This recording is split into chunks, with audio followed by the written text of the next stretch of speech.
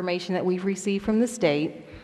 Once the numbers come out, once we have the list, is it 90 days to submit a plan, 30 days? It's so many different things happening. This is where I get confused, but I think this is what your question was specifically, is what are the next steps with this particular 5%? We have 2 compliance requirements because, again, we have schools that have not made AYP that are in corrective action. We have a response to that. We have the preliminary response to once we get the final go-ahead, once we know, there's an immediacy that has to be accomplished. So we're working on, there are 2 diametrically opposite planning processes, but we must comply with them, and that's what we're prepared to do. But we have had a strategic direction for well over a year. We have had Project Reimagine that was submitted last year. That signals many of the things that we're talking about here are in that Project Reimagine grant, and I encourage everybody here, if you have not read it, if you're not conversant about it, you should be, because it was made public. It was made public. And that's been the basis for how we've been trying to operate since we submitted, and we were selected as one of the state's demonstration sites. How many of you know about, wait, excuse me, just for 1 second. Yeah. How many of you know about what our Project Reimagine proposal is? Raise your hand.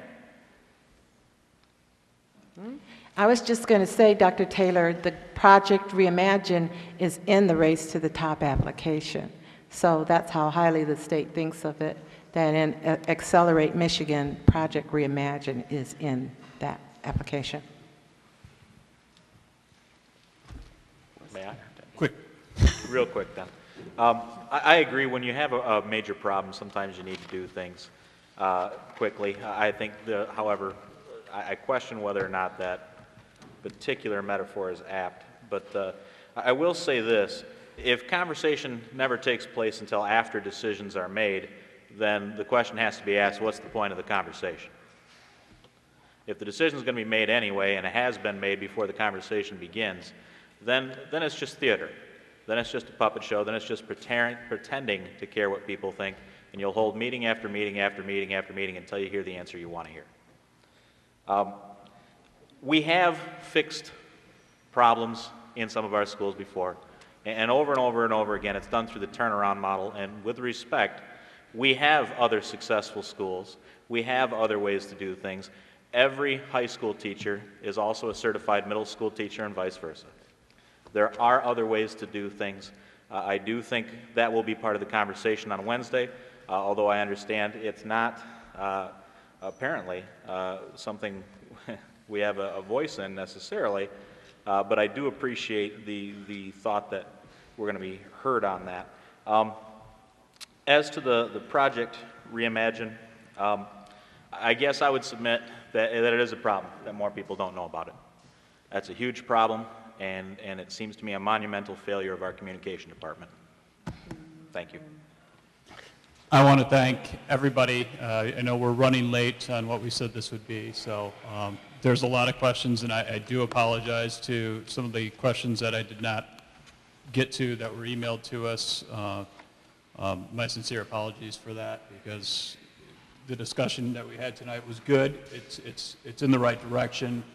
We're discussing the crisis, the urgent problem that's in front of us. And I think Mayor Hartwell, you said it best in your opening comments there, to your opening question, and it's not acceptable in any stretch of the imagination to sit by and wait and watch. We all need to be involved. This is our community, and the success of our schools is at the heart of Grand Rapids, and as a community, we all need to be stewards and step forward. Something that I try and teach my children, to be stewards of our society, and that's something that we all need to remember and all need to do. So I thank everyone for their participation, everyone for being on the panel. Encourage this dialogue to just continue and find ways to get involved, and with that, I will hand it over to Jonathan, because GR Voice is part of that involvement. I want to say God bless and good night, and Mr. Helmut, again, can we get this website where everybody can get involved and that has the different organizations and and groups that support GRPS. Can you?